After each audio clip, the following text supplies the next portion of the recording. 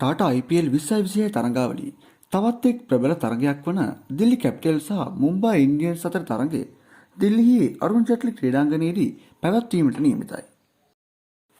ලක්නෝ කණ්ඩායම හමුවේ දිල්ලි කණ්ඩායම ලද පහසු ජයත් හා කොල්කතා ක්‍රීඩකයන් පරදා මුම්බයි ඉන්ඩියන්ස් ලද ජයත් සමගම මුම්බයි ඉන්ඩියන්ස් සහ දිල්ලි කැපිටල්ස් යන කණ්ඩායම් දෙකම මේ වන විට Taman මුහුණ දුන් ප්‍රථම තරගයේම ජයග්‍රහණය කරමින් ජයග්‍රාහී මානසිකත්වයක පසු වෙනවා. මුම්බයි ඉන්දියන්ස් සහ අද පවතින තරගයට දිල්ලි කණ්ඩායමේ විශේෂ වෙනස්කම් කිරීමට සූදානමක් නොපවතින පසුබිමක ක්‍රික්බස් වෙබ් අඩවිය ප්‍රකාශ කරන්නේ ලාංකික ක්‍රීඩක පැතුම් නිසාක පිළිබඳව කතා බහක් ඇති වී බවයි.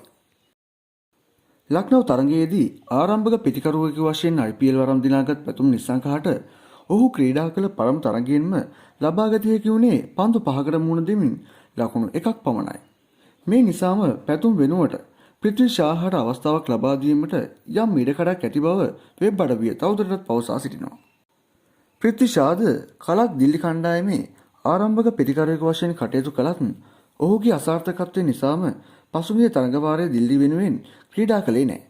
ඒ අනුව බලන විට පැතුම්ට අද තරගය තුලත් යම් අවස්ථාවක් ලබා දීමට හැකියාවක් ලැබෙන බව අනිවාර්යයෙන්ම කිව යුතුයි. මේ පිළිබඳව ඔබගේ අදහස් කුමක්ද? ඔබගේ අදහස පහතින් කමෙන්ට් කරන්න.